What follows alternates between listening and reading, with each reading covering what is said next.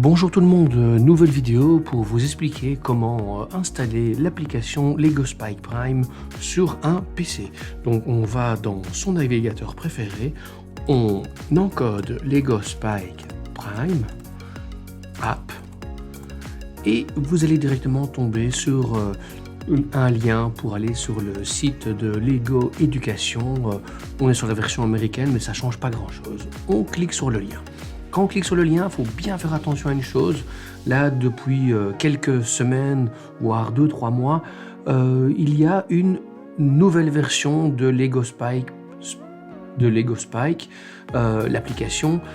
Là, on a la version 3. Alors, si vous êtes en pleine saison FLL, moi, je vous déconseille de télécharger la version 3. Moi, je téléchargerai la version 3 vers le mois de mai et je ferai une petite vidéo à ce moment-là. Donc si vous ne le trouvez pas là, parce que si vous le téléchargez ici, vous allez devoir faire un upgrade de votre Spike, et le gros souci c'est que on ne sait pas refaire machine arrière après. Donc dès qu'on est passé à Lego Spike 3, on ne sait pas revenir au 2, donc c'est très très problématique et malheureusement la plupart des programmes ne sont pas compatibles entre les deux. On va pouvoir les refaire, mais on ne va pas pouvoir les basculer de la version 2 à la version 3. Donc, surtout ne téléchargez pas si vous ne voulez pas la dernière version. À cet endroit-ci, il faut descendre un peu plus bas et il est marqué ici « The Legacy App can be found here ». Si vous cliquez sur le lien Spike Legacy App, vous allez voir qu'on tombe sur l'ancien logo donc de Spike 2, donc contrairement au nouveau logo qui est comme ceci. Donc, si je veux le télécharger, évidemment, l'ordinateur, le site internet reconnaît directement l'ordinateur que vous utilisez. En l'occurrence, ici, je suis sur Windows 10. Et il me propose différentes possibilités. Soit je télécharge, soit je reçois l'application, soit je la lance sur Internet. Donc ici, moi, je vais la télécharger. Donc c'est un fichier qui fait 1 giga 2, donc en fonction de votre connexion, ça va aller relativement vite. Ici, le temps d'estimation du téléchargement est donné pour environ 1 minute. Donc c'est aléatoire, c'est vraiment en fonction de votre machine. Donc ce qui est important à savoir quand même avec la version 2, la version 3, pardon, c'est que pour le moment Python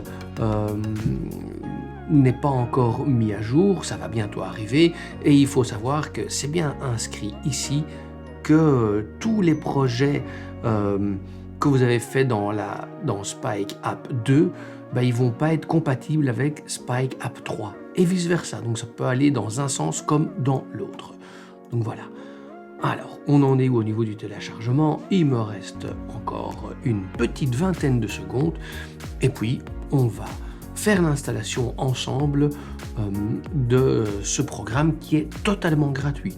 Donc même si vous n'avez pas ce robot, vous pouvez de toute façon l'installer pour vous familiariser déjà un petit peu avec les leçons qui sont dedans et éventuellement pour aller faire un peu de code. Ça peut être franchement très très intéressant pour vos élèves. Voilà.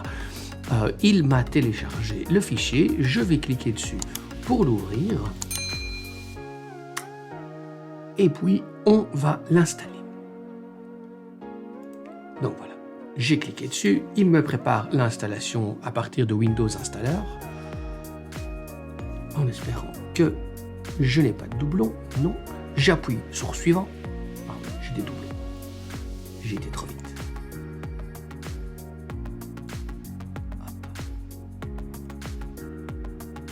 Que 1, ce sera largement assez. Voilà. Il a été interrompu, c'est ma faute. On y va, j'appuie sur Next, il installe les différents composants dans votre machine. C'est pas quelque chose de super lourd. Voilà, il faut de toute façon accepter ce genre d'installation, sinon on ne peut pas profiter du programme.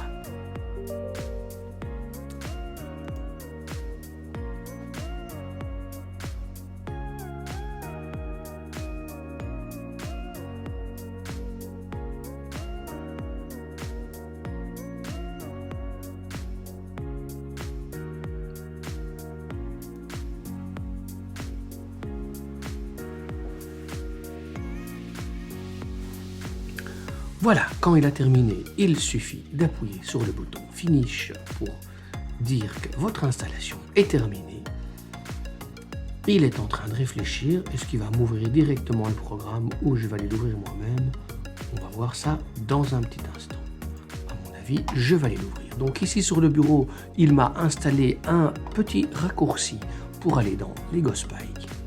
Je clique dessus 2 fois et il va m'ouvrir le programme.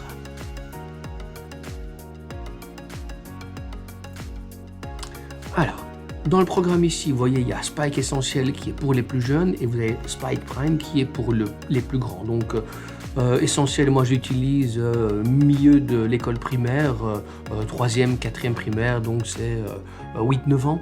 Et Spike Prime, moi je l'utilise principalement chez les 6e primaires qui ont 11-12 ans.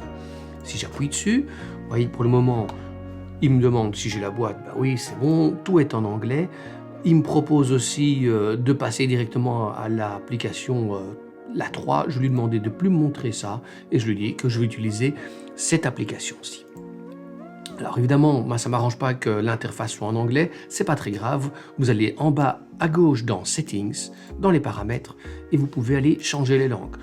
Par la même occasion, vous pouvez voir toutes les langues qui vous sont proposées. Il y en a quand même une série assez impressionnante. On va prendre le français de France.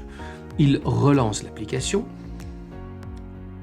On revient au même menu de départ qu'on avait à choisir entre essentiel ou principal.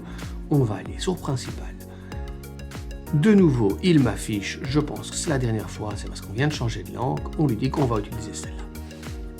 Évidemment, il vous parle ici de comment obtenir l'application Spike 3 parce que je pense qu'à un moment donné, il va falloir qu'on passe de toute façon à l'application.